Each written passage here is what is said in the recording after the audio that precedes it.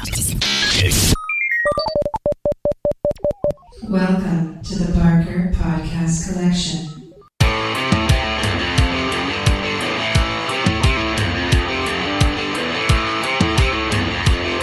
I suck, you suck, I suck at Call of Duty.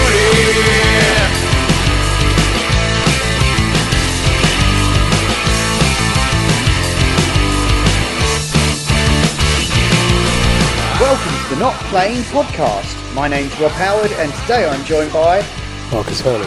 And Well, yeah, brand new year, and I think we're going to just talk about some of the games that we're hoping will come out before the end of 2021. no guarantees. No guarantees at all. So who would like to start? I've got one that I'm genuinely looking forward to. Sorry, Marcus, saw you open go for out it. to speak at the point I went for it. But this is one that I'm... Yeah, I love this franchise. This is not a new game. This is not a new IP. This is Far Cry 6. And it's not even the 6th Far Cry game, because for every Far Cry game there's an interim game. But I love my Far Cry. Yeah. And it's a super fun, stupid, generally satisfying gunplay, semi-stealthy, always tongue-in-cheek, comedic first-person shooter. This one looks a bit more political than usual, and probably a bit more city-based rather than open countryside, but we will see. We haven't had an awful lot of information, but I love a Far Cry. I've certainly, since Far Cry 3, I've been a major follower. I had the first Far Cry game, never played 2, but apart from that, I think I've played everything since 3. Thoroughly enjoyed it, and looking forward to this one super much. And I think the release date is looking reasonably concrete on that one. I think it was March, April, May-ish. It's quarter one-ish of this year. It says unknown. It says unknown at the moment. Yeah. My understanding is it's being mooted for April or May-ish this year, and we will see. But Ubisoft have done fairly well in having relatively minor delays. I mean, Watch Dogs was meant to be April 2020, came out November, I think, 2020. But the rest of their stuff's not been pushed back too badly. Hopefully they're recovering. I could do with a bit more Far Cry in my life. I actually, I've heard this one is a bit of a direct sequel to Far Cry 3. I've heard it takes place in a similar part of the world. Rumour only. I mean, Far Cry 3 was on certainly a different island to this one. They're always fictional countries based on a semi-reality of a country. We'll see where it goes. Yeah, I picked up Far Cry 5 in the Steam sale, so yeah, I'm looking forward to giving that a go finally. Oh, it's good fun, Rob. I'm sure I'll be able to carve out the time this year. At the rate we're going, like, you know, I don't expect. I mean, I thought I'd be covered for the next 6 months, but the way it's going, you're smashing through it. I'm probably going to need something soon. So yeah, that'll be soon, I reckon. A Far Cry game is a great palate cleanser. I know they're big, but they're not open world like an Assassin's Creed game. They've got a fairly, although it's open world and you clear out the bases, it's not a massive play on your time. But every time you go into a new thing, it's fun. They are great fun games. Yeah, I just feel like I think a lot of the reason that I didn't jump on 5 straight away is that when I played 4, I kind of just ran through it. You know, because I didn't really appreciate the open world as much. These days, I've got more time for open world games.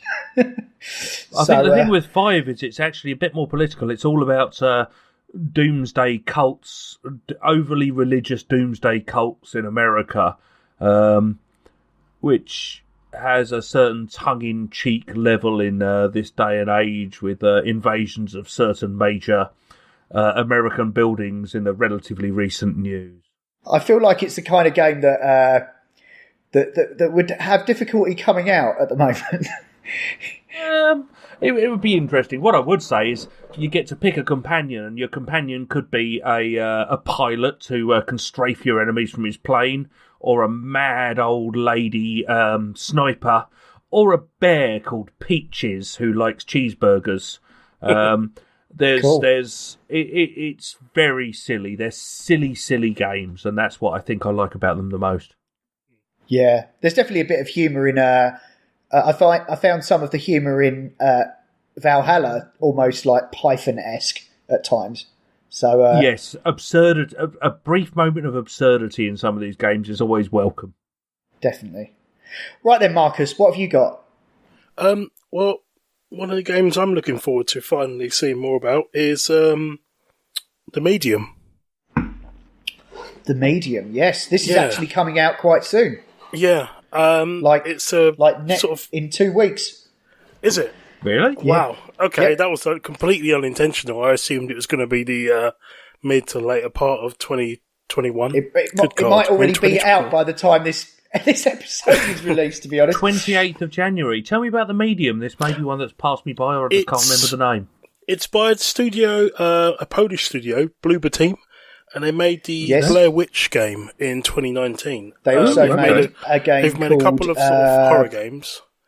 It might have passed you by because it's a creepy game and you don't care. Not my bag. Yeah. They made a game called they made a game called Observer, which Yes. featured Rutger Hauer in the main role and was a first-person game that was almost a little bit cyberpunk, to be honest, but not open world. Yeah. And had some very scary running away from a thing that you couldn't kill type moments. Oh yeah, totally not my bag. Yeah.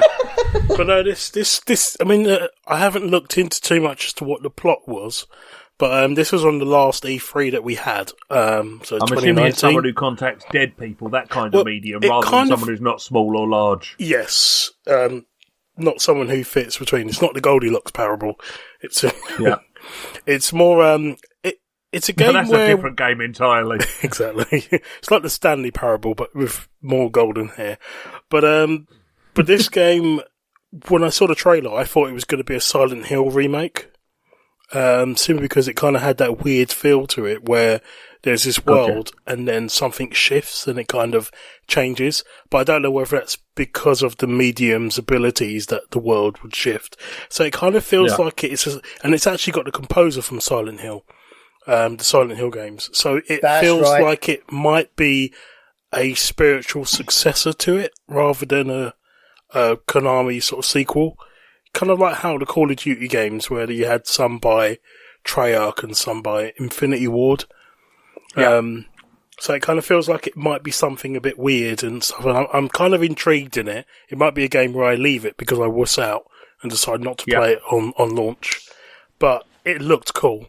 And I kind of think, well, it's worth a watch, worth a laugh, and I might just get it anyway, just so Suze can laugh at me crying playing a game in the dark while she sits next to me making grudge noises. I got stressed out and unhappy with The Last of Us 2. I don't think I need this shit in my life. I know, but the thing is, this seems happier than The Last of Us 2, because I know it's a horror tale, as opposed to something that reenacts the bitter, horrible bleakness of humanity. At least this is supernatural. I mean, I think I might have toughened myself up a bit after playing Half-Life Alyx, that I might be able to cope with a horror game. Because there is a certain satisfaction that comes from overcoming that. It does add a sort of another dimension to a game when you are just shitting it and you manage to get out of... This is what a lot of people don't realise about the survival horror. It's not so much the survival of the character, it's the survival of your wits and through your the psyche. game. Yes. So you are essentially the survivor. And a lot of the time, the reason that games are made scary is because of like your limited abilities in it. Like, Alien Isolation, literally that was a game where you basically moved from under a table into a fucking cupboard. And that was that was your heroic moments of dealing with that. Trying not to make too much noise because the big fudding xenomorph is walking around. And then you've got the bots as well trying to kill you. Yeah, no, The Medium though, it looks like it's a fully next-gen game. It's coming out on PC and Xbox Series X and S. Ooh, very nice. So that'll be on Game Pass, which will be... Game Pass is looking like pretty good value next year, and I'll go into some of the reasons why when I talk about some next stuff. But Rob, have you got anything you're particularly into? Well, okay. The first one I'll mention is the background I have at the moment, which is Vampire the Masquerade Bloodlines 2, which has been delayed several times because I think they've realised that they've had to kind of move the goalposts slightly, or the goalposts have slightly moved around them. They showed some of this at the last E3, and it looked ropey as hell. But for good reason. I think it was very much far from complete. I love the first game. It's ancient. It actually predates Half-Life 2 as the first game that used that engine. Okay. And was developed by Troika, I think, at the time. And it was very cool in that it really gave you the breadth of that Vampire the Masquerade campaign setting with all the different types of vampire you could be. You could have a ghoul, that you would follow you around and do things for you. And I think the problem with that game was that it was slightly very ambitious, and in the end kind of devolved into a bit of a hack and slash, which really kind of went against the spirit of that campaign setting. So I think obviously, I will continue to follow this game and remain cautiously optimistic. But hopefully, that's the only way you can do it. Yeah. Yeah. I'm not expecting miracles here. And unless they've seriously staffed up, I don't think this is going to be on the same level as a Cyberpunk, I suppose. But then, that's not a great comparison at this stage. I don't know. You might find enjoyment from it in its own way, which is what you hope for.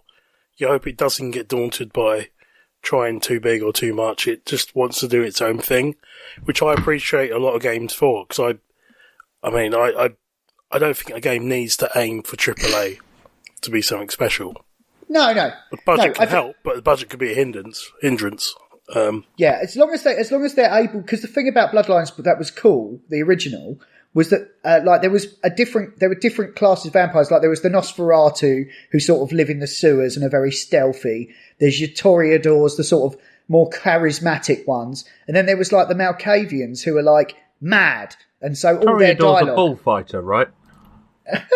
Maybe as well. Yeah, that's Matador. Sorry. Yeah, Matador. No, Toreador was one of the vampire houses, and then you had like the blood ones that are basically just humans that have discovered else as well. That there's like one class that are just like wizards who came across vampirism by seeking immortality, sort of by mistake. And then you have the Malkavians who are like mad, and so all their dialogue options would just make no sense whatsoever. And many people. I never played that way, actually. I don't know what I was. Toreador is a bullfighter, especially one on horseback.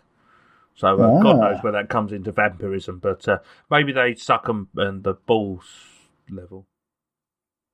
Yeah, maybe something like that. Maybe. But yeah, I mean, the thing I always look for in these games, like I was saying about Cyberpunk the other week, was it's just having interesting ways to interact with them, and that's what normally does it for me. And judging from the pedigree behind this, I think that's what they're shooting for. So nice. I continue to be optimistic. I think that's a cross-gen one. That's a cross-gen one. It just says 2021, but it's going to be on PlayStation 4 and Xbox One as well as the new stuff. Cool. Yep. Next. I think it's Marcus's turn if you have one. Okay. I do have one. It's a game that kind of intrigues me. It still does. Mainly because it's...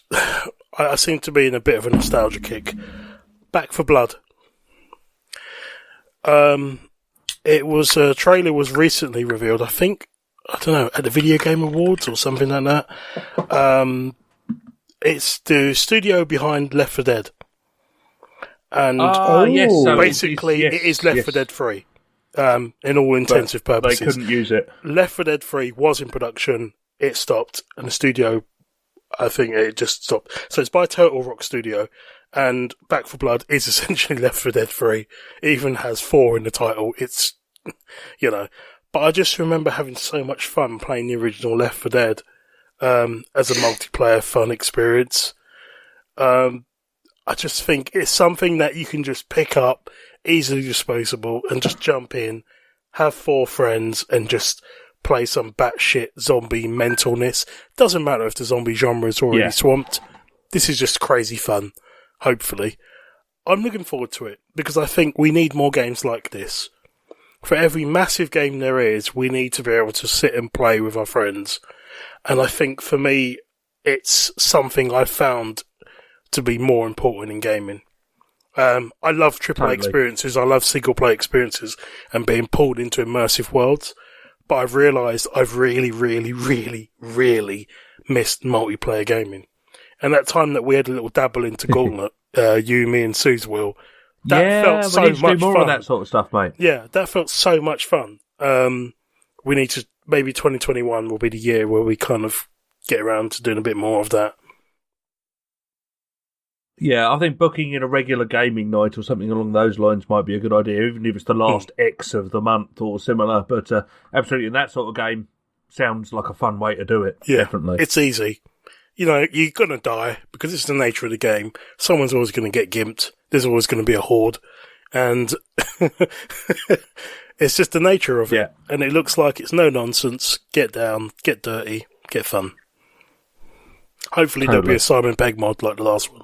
But yeah, I'm gonna actually mark that one down because Left 4 Dead 2, I know, like the guys who I used to game with or do sometimes game with on PC, they've been playing Left 4 Dead 2 up till last week. Wow.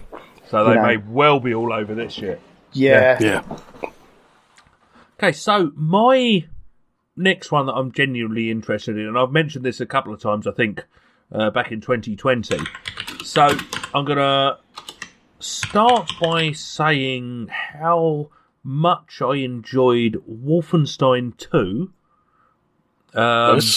And that 70s vibe that they managed to produce, and some of the cast of characters in that had a real funkadelic violence vibe going on. And it's interesting that came from Bethesda and Machine Games, and I think it's a different branch. It's the Arcane Studios under Bethesda, now entirely owned by Microsoft, but this is a PlayStation 5 console exclusive, also coming out on PC, and that is Deathloop. And that looks, to me, fascinating. Now, I adored the Dishonored games, so I think Arcane have got a pedigree in a good first-person, stealthy, weird, subversive, dark shooter. But this is set in kind of the 1970s, and awesomely, the main characters are both black. It's a male and a female option. I don't know how it works exactly, but I think you get to choose either. But you're basically placed as an assassin. Arcane's pedigree, assassination, definitely. And you have to use time manipulation, I think, to be able to kill a number of targets within a very small window. And then you've got this fascinating twist thrown at you, where you're also being hunted by the other assassin, because you're one of their targets, I think. And that assassin may be controlled by just someone online. So one of the I don't know how it's going to work exactly. If you've got 7 targets, one of those may be a human, controlled after other ones, throwing in this level of randomness and madness, and similarly you're being hunted. I don't really know, but graphically it looks amazing. From what I've heard of the soundtrack, we're talking proper 70s upbeat funk, which I adore. And I'm just genuinely excited. I can't wait to hear more about this. It's PlayStation 5 and PC only. PlayStation got the exclusive. What I'll be really interested to know is if, now that Microsoft own Bethesda, whether the PC version will come in Game Pass for PC. Because that probably wasn't even a consideration at the time. If so, this is the sort of game I would get Game Pass for, particularly when we're then talking about the other games coming towards. I'm really excited about Deathloop. Really excited. If only I had a really good computer. Fucking hell, yes, actually I do. So, Game Pass all the fucking way. Yes. Yes, it's quite the proposition. I think this game looks just so cool, and I can't wait. I think I might need a bit of that mouse and keys precision for this as well. Absolutely, because I'm so shit at headshots with the joypad. I think anything that's why I sort of shy away from actually shooting in shooting games when I play them on controller. But anyway, no. That's probably the game I'm most excited about for 2021, if I'm honest. Nice. Well, and the fact that it actually has a date, May 22nd, no, May 21st. Yeah, 2021. Currently has a date, is the way I'd put it. Actually seems a bit strong. Yeah. But I mean, it was meant to be a launch game, so I think it's worth taking that into account. It was meant to be a launch game with the PlayStation, and it was pushed back hard. But hopefully that means it was close to being ready, and hopefully this, almost 6 months, will be enough for it to come out in that timeline. But yeah, super exciting game. I love Arcane. I love the concept. I'm totally up for that. It does look fun. Oh yes, it does. Might as well stay on brand here. I'm really looking forward to Horizon Forbidden West. It's going to be on the PlayStation 5. It might. It says it's on No, it says PS4 as well. Actually, so it's a cross-gen. Feels like the sort of game that will be disappointing on the PS4 when there's the alternative experience. To me, it's very much. I don't see myself buying anything further for the PS4. I'd say the PS5 is the way ahead. I think because they've got this whole cross-gen, everything PS4 will work on the PS5. I'm not in a rush. I want the PS5 before I play anything else new that comes out, because I know it will be the better experience. If I get the choice between PC, I'll pick it up on PC. Lovely, I've got a nice PC. But yes, the PlayStation 4, I won't be buying new games for, I think. I mean, that's kind of why I'm quite glad I have both, because I think in some cases you get games that are clearly, they get ported. The PC version gets shafted because they just siphon it off to another company. Yep. That's where you get all the complaints of poor optimization and stuff. Whereas, having I'm glad I've got the PS5 for this. It's clearly going to be the lead platform for it. And you'll feel like you're missing out if you play it on PS4. That said, even some of the stuff right at the end of the PS4 cycle looked very good. But the thing is, they have to make it work financially, don't they? At this stage, where there's limited PS5 install base. I mean, I don't know. I haven't looked at the numbers of how many PS5s they've sold so far, but it's going to be as many as they've produced, I think, is the answer. Yeah, whereas you've got 100 million, if not more, PS4s out there that can play this game. So you're right. The install base is an interesting perspective that I'd not considered. Yeah, that's why a lot of these games probably are going to have cut down versions and will, unfortunately, have one foot in the past to some extent. But then, on the other side of the coin, we've got stuff like games you've already mentioned, the Medium, that are just going full next gen. But I guess if they're being published through Microsoft and they're going to be available on PC as well, then they've got the install base there, But I actually played a little bit of Horizon Zero Dawn on PC the other day. Okay. It's a lovely conversion. Did you buy it again? No, I was at a friend's who I had legally bubbled with. We'll leave that one there. Moving on. Yeah. So I did play a little bit of it, and it looks very nice. It still looks very nice, even as a modern PC game. It looks fucking fab. So, yeah. But I think it's just a tantamount to the incredible engine that they built for that I think is actually what's his face? Guy who did Solid Snake, Metal Gear. Right. Kojima? Kojima, it's Kojima's engine that I think they use for this. Oh, the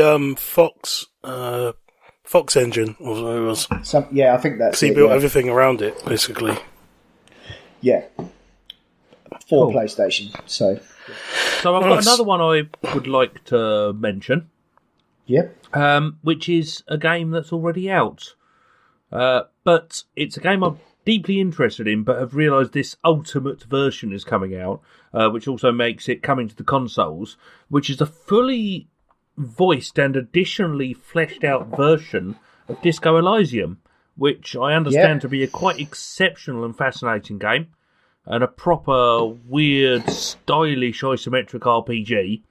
But this version gives you fully voiced, with additional sort of expanded systems in certain ways that I don't really understand from reading about it. But it's a game I've been wanting to play for a while. So there's Disco Elysium, the final cut, is coming out, I think in March-ish. That one looks pretty cool. Rob, you played the original.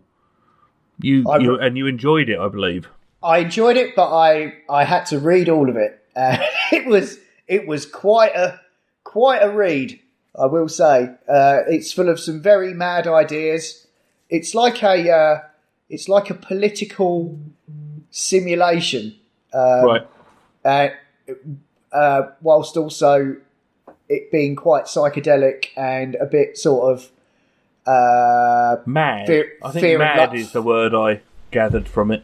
Yeah, it's like Fear and Loathing in Las Vegas. Like, a lot of the characters did have voiceovers, and the thing is, but they wouldn't voice over all of it, but you get you get their voice, you know, and so as you read the rest of it, this looks like the fully voiced version. Yeah. No, I can only imagine how hilarious it is if they've got the delivery bang on, because there is some absolutely incredible humour in that game.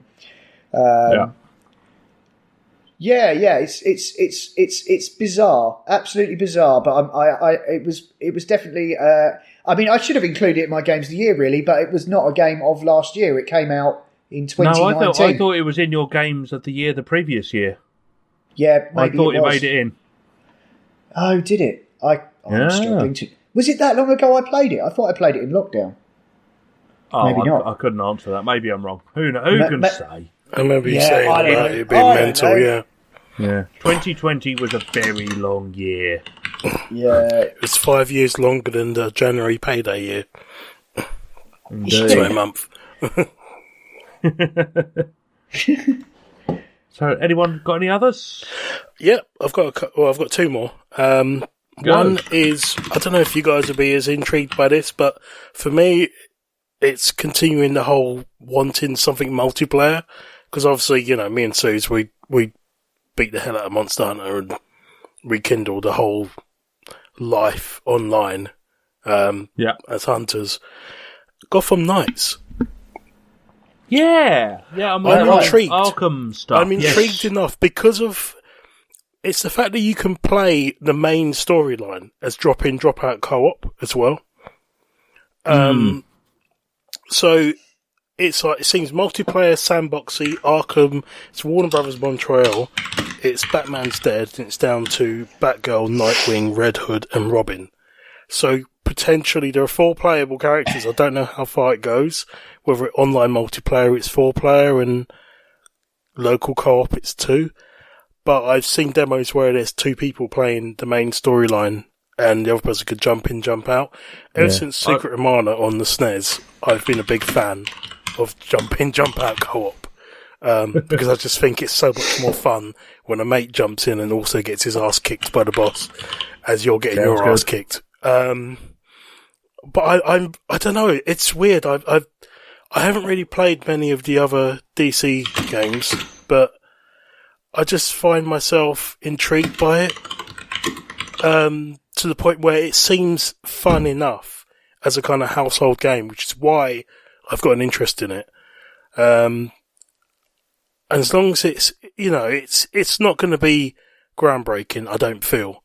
I think it's going to be perfectly fine as another additional Batman-style game, multiplayer, and the storyline might be quite fun, but I think it will be good as a kind of, you know, multiplayer experience we'll go through. We'll take down these well-known DC bosses We'll level up our characters. We'll unlock more skills. It's that Diablo multiplayer sort of feel, but set in a DC world, and approaching it from that point of view.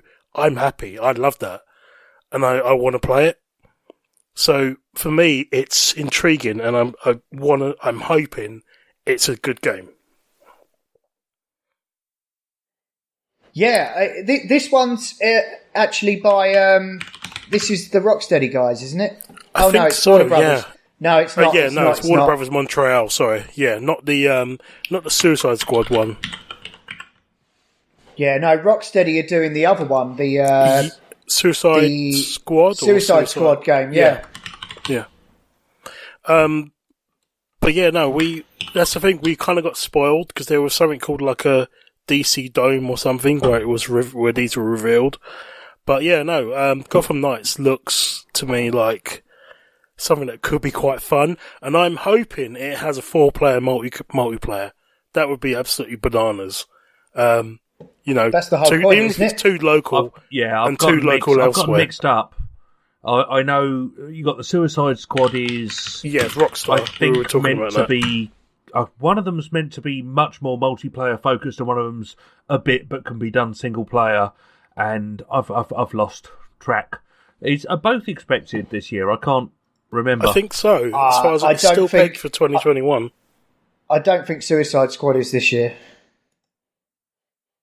I was just trying to find out. But where would be the fun? I'll let you do that, Rob. I think they were pegging off the back of the movie, and if the movie's being delayed or pushed back till later on, then obviously the marketing machine says...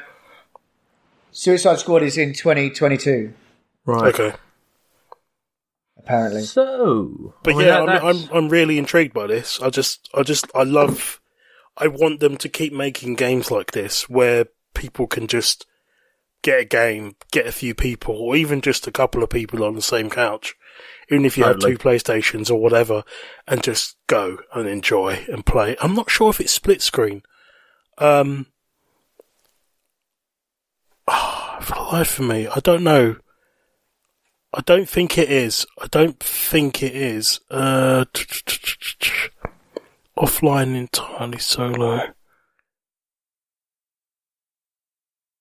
Person. You can play on your own offline if you want. There is no always online. And on top of that, if you want to experience that with a partner. Trick, isn't it? Yeah, couch co-op. Oh, wicked. I knew there was a reason I was intrigued by this. Oh, it's confirmed. You found it confirmed, have you? Games Radar. If you want to experience that with a co-op partner in a very seamless drop-in, drop-out way, you can do so. There are no games as a service elements designed into the game. Blah, blah, blah, blah. Don't know why they need to say that, because it should be a given. Oh, no. You're right, it should be a given. But if you look at things like Avengers, which came out this year, I don't think any of us actually touched that. Sounds just grindy, sort of fun, but just too much work to not really have a tangible result. I quite like them confirming that it's not a game as a service and that there's just I don't a game think it will be ready to split go. screen, but I think it's local co-op. So if you've got 2 PlayStations, which I'm finding a lot of households tend to now, if one's downstairs and one's in like a kid's room or something. You're set up for you and the couch and the missus. We'll be fine. You can do, you can at least play in the household, but you need 2 consoles, which is becoming a more common thing. Yeah, well, this is definitely something that I'm intrigued by. Just sort of seeing, and also there was, in the reveal trailer, they did a bit of gameplay, and it was them versus sort of Mr. Freeze, and it seemed kind of fun. I was saying to Rob, it did feel kind of almost Diablo-esque in a DC sort of skin via Arkham. Yeah. Which doesn't sound too bad a combination to me, as long as it's fun. But yeah, cool. No, I'm up for that. Happy days. Rob, you got something? Untitled God of War sequel. Is that even God is that of down Mega for next War. year? That sounds a little bit potential, shall we say? Optimistic. Yeah. No, I would have gone for over that. I mean, brilliant. I absolutely loved the first. I'd be going very much for titled Horizon Zero Dawn sequel. Yeah. No, I think apparently this is specifically for PlayStation 5. So they'll they'll want to have at least sold a few more of them before this comes out to justify its development. Yeah, But so they need to be able to build the fuckers. But I don't know, Sony do kind of put their neck out, don't they? Like, because at the end of the day, it's a centerpiece and a killer app for the system in many ways. So, well, that's it. At the end of the day, when they get to the point where they've managed to create supply greater than demand, is the point at which they need to get these killer apps out. Whilst the supply is lower than demand, they can just do what the fuck they want and price their games at 70 quid, 80 quid, whatever. They can put out an 8-hour Spider-Man game and say this is a bargain at 50 quid. And some people I know will buy the fucking thing. The value proposition has changed somewhat under the circumstances. Indeed. Anything to keep me sane. Yeah. But Horizon, I don't know if it's got a hard release date, but I know it's definitely targeted for next year. This year, you mean? Hopefully. Yeah, that's the bunny. Sorry, I'm not ready to move out of 2020. It's been too good a year. I reckon Horizon comes out like end of the year, like holiday. Well, I'm Prime. thinking summer release personally, but Summer. I'm thinking it's a summer release. Yeah, Yeah, I'm thinking that as well. Oh, I don't know, man. The I- slot- I Last don't of know Us if the 2 film. blockbusters will come back, so I think Yeah. they'll be thinking, well, because nothing's really been filmed, so I don't think we're going to have a blockbuster cinema summer, which is why a lot of video games tend to avoid that season from July onwards. So I just I don't- reckon they'll bring it out. I don't know, by July. Marcus. The amount of films that were put back that could have been released that they're waiting for, we could have a hell of a blockbuster. Yeah, but a lot of them are on demand now. It's true. It's why I don't It's a want to crazy world we live in. It's why I didn't want to do a films we're looking forward to this year episode of Not Watching, Marcus, because Yeah, it's just going there to be. aren't any. We could just use the one from last year. Yeah, We could just use the one from last year. So cut, paste. Yeah. yeah, no. Okay. Well, yeah, okay. That's what you think. I think Horizon for holiday and God of War early, like spring 22. That's what I reckon. Yeah, I mean, if E3 not being E3 anymore, but E3 season, those announcements come out, whatever the vehicle is. I mean, God knows. I think E3 might be dead now. I think they might do an online E3, the direct sort of thing. They'll call it E3, but it'll be E3 online or something. They can't. Yeah, but it won't be E3 because Sony will simply say, "Look, E3, we're not paying you any fucking money. We'll just put out a big presentation. Then true. Screw you. E3 is dead." Yeah. Long live E3. Yeah, indeedy. The other one, which again was a launch window game, which gives me a reasonable level of confidence, and particularly the level of demonstrations we got, is Ratchet and Clank: A Rift Apart. Oh, nice. Which, as I say, it was a launch window demonstration game, and I think was fully expected to come out. And I think we'll see that within the first couple of quarters of this year. And that looks brilliant fun because they're great games. And Rob, you just have to play a Ratchet and Clank played game the at some original. point in your life. I have got one of them downloaded as part of the PlayStation Plus thing on PlayStation 5. They're giving everyone that's the access to latest one. everything. Yeah. The greatest hits of PlayStation 4. This Rift Apart is a PlayStation 5 exclusive. Yes, because the way the gameplay works, they can't run it on the 4, in my opinion. You'll No, be they don't jumping have into a rift, and then you'll get a load screen for about 2 minutes, and then you'll be able to reappear and carry on fighting seamlessly. Yeah, Yeah, they it's don't. tailored, isn't it? You need the NVMe SSD hard drive to make it It's all work. about that. Yeah. It's a showcase product, isn't it? This is why they did this. Totally. Cool. But yes, I mean, there's a lot I'm looking forward to, and there's a lot we've not mentioned and covered, but there's only so much you can go into in this sort of thing without getting just painfully list reading, right? Yeah, But- but there's Yeah, one more and then game. you're There's just- a big Big one. game I'm looking forward to. Oh, go on. And you already know. Is it Monster Hunter? Rise. Oh, okay. Yeah, it's Switch Is that the Switch exclusive. one? It's It's a the Switch one. exclusive. However, I've seen The the game previews running. look positive. It's defying logic. The Switch is the most underpowered of the previous generation, but seeing this thing run And bearing in mind, I've been watching this very closely. You know, closer than Palpatine's been watching fucking Anakin. I've literally been seeing this. 4 people, standard hunter setup. In Monster Hunter World, which was on PS4, Xbox, and PC, you had, if there were 2 of you, you both had your Palico, which were cat companions that healed you and did additional damage to the creature. If one of you went out, obviously it was with you. 2 of you went out. 3 of you, the party leader had their Palico companion, and the other 2 didn't. And 4 people, none of you had. This, you can choose whether to have a new Palamute, which is a dog companion, dog-wolf type, dog companion, which you can ride and run around on, or is that a cat. like a Malamute, but like with Yeah, a P? well, I guess that's where the name comes from. Yeah, the sled dog sort of style. Yeah. But it's just the fact that the demo is out for the Switch, and there are 4 people playing on screen, attacking creatures, plus each of them has brought their companion, which I didn't think was possible on the PS4. So what witchcraft are they running on the Switch to make this possible? Now I'm wondering. I don't know. I'm wondering though if this is going to be a game that preludes the elusive Switch Pro, which people have been rumouring for ages. How long ago did the Switch come out? Sorry, I'm trying to remember.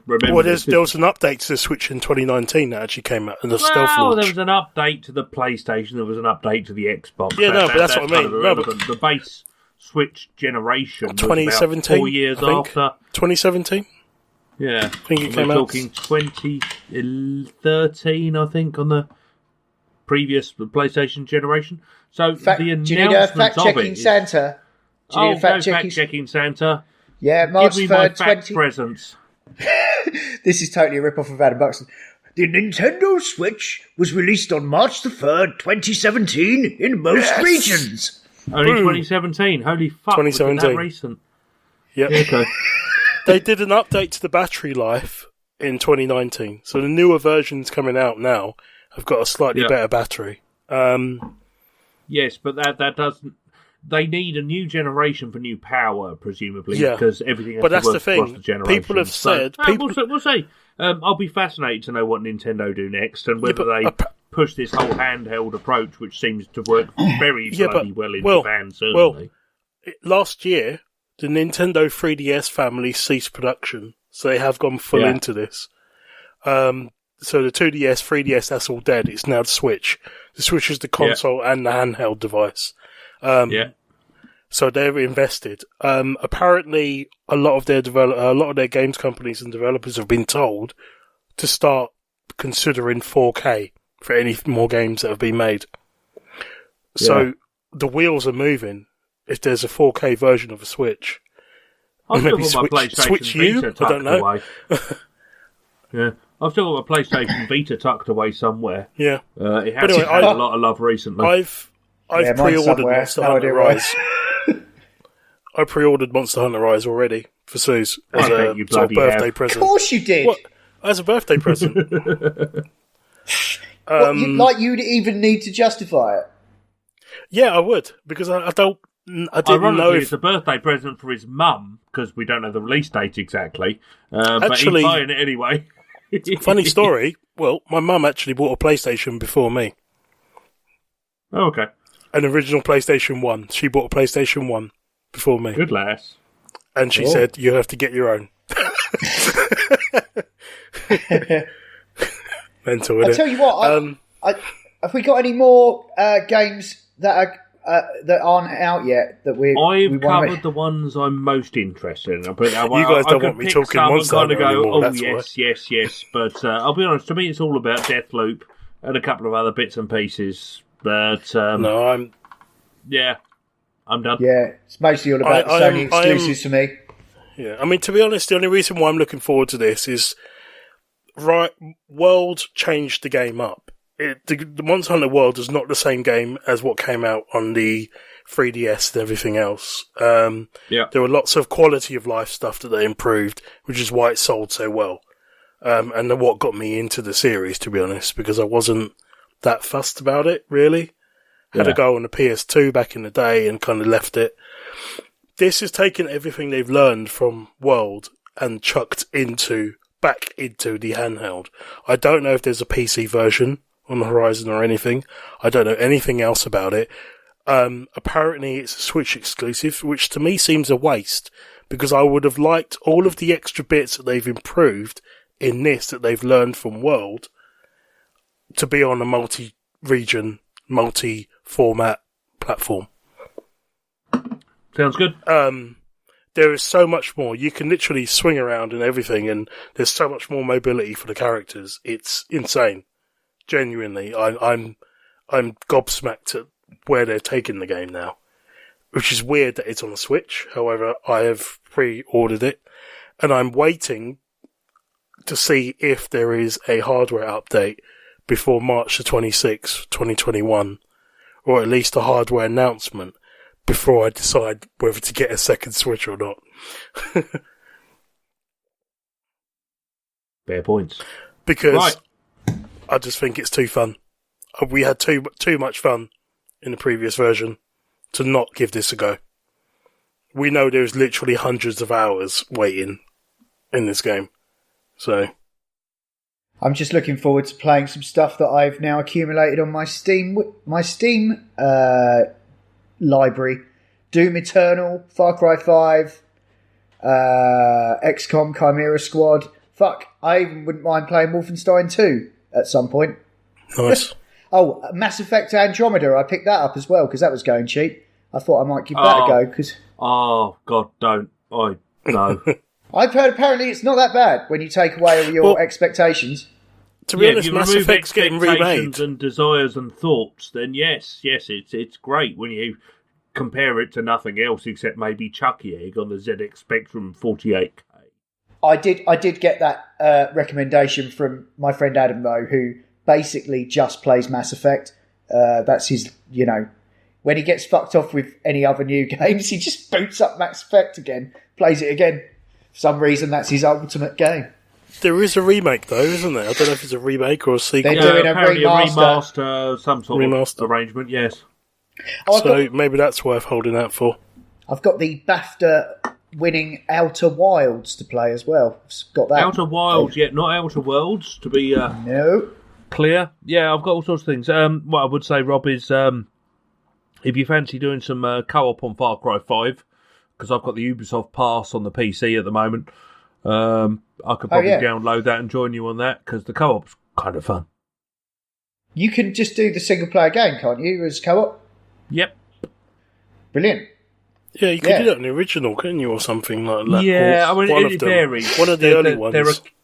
There are key missions that you can't do as co-op, and some of the Far Cry games you can just had co-op missions built, but the latest ones you can basically explore the open world in co-op.